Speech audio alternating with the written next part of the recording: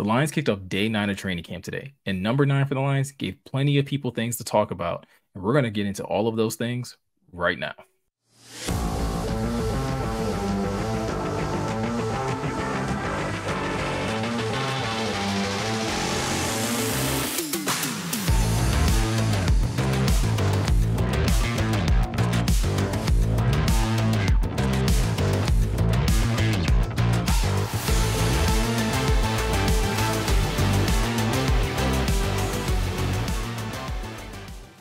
What's going on, everybody? Welcome to the Pride of Detroit Training Camp Observation. I'm Miko, and in today's video, we are once again going to talk about the biggest news, takeaways, and observations to come out of Lions training camp.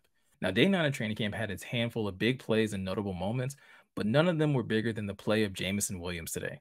Now, JMO was a big topic of discussion in our last observation video, and it was a bit of a mixed bag. He had some good and he had some bad. Well, day 9 was all good. There was a lot of great things that number 9 put on the field, specifically starting out with the big play that he had against Cam Sutton, beating him on a 55-yard gain and really kind of showcasing that top end speed that we've all been looking for. And based on the reports that were coming out, it's not even like Cam Sutton was close in coverage. And this is the type of stuff that a lot of us have been hoping to see from JMO. But it didn't just stop there. He also had a 20-yard gain. He also had an out route that he took and got a good amount of yak out of after making a really good, impressive catch. And while JMO was out making plays on the field, I feel like his head coach had plenty of encouraging things to say, specifically to the fans in regards to how JMO is progressing. Now, personally speaking, I know there's a lot of people that have been frustrated with some of the coverage of Jamison Williams. And if anything remotely negative comes out, there are some people who start to kind of get frustrated. But we have to kind of remember at this point in time, a lot of the criticism that's coming out about JMO is football related. And at the very least, that's all I've asked for once the Lions were kind of gearing up for training camp, is that if there's any level of criticism about JMO, let's keep it to what's happening on the football field. And Dan Campbell isn't necessarily shying away from the fact that JMO is having some issues with the drops. Again, it's not something that people want to hear, and it may be something that some feel like is being overblown. But when it's something that's been trending in this direction since the spring, it's worth addressing. And Dan Campbell basically acknowledged the fact that, like, hey, they're aware of it.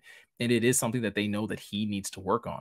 But the encouraging thing is Dan Campbell kind of feels like he knows the solution to this problem, which is that JMO just needs more reps. He needs more consistent days. He needs to be able to stack day on top of day and get better in that regard. And if he continues to have more time on task, that he believes that JMO will become a better wide receiver for it. And for me personally, this was some really encouraging news because it kind of lines up with the thought process that I've had in regards to JMO's drops. I've never said that they're not an issue, but I haven't been overly concerned with them because I feel like both things like chemistry and drops are things that kind of get worked out through repetition. And JMO just hasn't had a lot of that. Again, Dan Campbell also stressed the fact to the media that, like, hey, we have to remember that JMO wasn't doing any of these things last year, that he wasn't in training camp. He didn't get to go through pads, that he essentially just kind of showed up in the middle of the season once he was healthy and only got to work on a handful of plays. Well, now he's getting to go through all of those things. He's getting to understand what the grueling days of training camp are like. And that's going to come with its own handful of up and down days. And I know for some that might sound like an excuse, but at the same time, that's also the reality of the situation. He hasn't gone through training camp and he's going through it for the first time. And again, the solution that the Lions seem to be wanting to employ for JMO to be able to help him fix, issues with the drops and just become a better, more consistent wide receiver is to get him more reps in practice. But also, once preseason games come around, Dan Campbell already basically said they are basically going to douse him with reps once the preseason comes around, which again should only be more exciting for the fan base because again, it'll help JMO become more and more accustomed to both NFL play, NFL speed, and just understanding where he needs to be and what he needs to do once he's back with the team in week 7. So with that said, I'm not trying to make the biggest deal out of him having a good day, but I also don't think we should make a big deal out of when he has down days either. That's kind of the ebb and flow of training camp for some players. And we have to remember that for JMO, this is basically his first go around, and it's going to be probably a good amount of that going forward. Now, while JMO is one player that we've talked about fairly consistently on this channel throughout training camp, one player that we've never really given much attention to is running back David Montgomery, who the Lions picked up this offseason. Now, David Montgomery is expected to be the replacement for Jamal Williams and to be kind of that lead bell cow type of running back who gets a lot of the dirty work and kind of working in those short yardage situations. And so far throughout camp, David Montgomery has been doing his job to a T. looking really clean, really efficient in his touches that he's getting, and showcasing the ability to have patience in the line, but at the same time being able to show that type of elusiveness and toughness that the Lions are actually looking for from their running back, specifically when picking up additional yards. Now, while I don't expect David Montgomery to break Jamal Williams' touchdown record, I do expect him to showcase a greater level of consistency when playing the position. Again, being able to be more diverse, being able to run the ball and as well as be a threat in the receiving game, to be able to do more than just run straight ahead and fall forward and actually be able to break tackles and get additional yardage. Essentially doing what Ben Johnson has kind of preached and at least mentioned it early in the offseason, what he wants out of his running backs. Take those 3 to 4 yard runs and turn them into 5, 6, 7, 8 yard runs. And early signs in camp show that David Montgomery is definitely capable of doing that. So while we haven't talked a ton about David Montgomery, the next player that I'm going to talk about, we've talked about quite a bit. And I actually kind of had to give myself a break from talking about this player just so that it didn't begin to turn into, the Brian Branch report. But Brian Branch is once again kind of showcasing and standing out in a good way, and not necessarily in exactly what he's doing on the field per se, but just in how frequently he's being utilized. And while Aaron Glenn definitely made a point to stress, like, hey, not to get caught up into who and where guys are repping throughout practice, it's kind of really hard to ignore how frequently Brian Branch is being used. Again, once again, being in practice, being utilized quite frequently with the first team, and in situations where he's actually playing the nickel spot and you're seeing the secondary kind of shift and shuffle some players around, specifically with CJ Gardner-Johnson moving to safety and Tracy Walker taking more of a role player situation and actually spending more time on the sideline. Now, while this, again, to Aaron Glenn's point, this could really just be a matter of understanding certain schemes and understanding certain downs and distances where they may want to use Brian Branch. It still really much feels like they want to utilize him as much as humanly possible in this defense in his rookie year. And as a fan of his, I'm not necessarily upset about that. I am a little disappointed that Tracy may not be able to get as many opportunities, but it's also important to remember that Tracy is still coming off that Achilles injury, and the utilization of Brian Branch could actually help that transition of Tracy and not put so much strain on his body and making him feel that he has to play an exuberant number of snaps if he's not going to be capable of, performing at a high level. So with that said, Brian Branch getting these kinds of reps may be a tip of the hand of how much he's going to be utilized.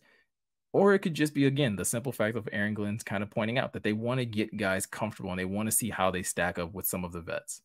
I tend to believe that it's a little more of the former, that we are going to see a heavy dose of Brian Branch once the regular season kicks off, whether that be at nickel, linebacker, and who knows, maybe even safety on some situations.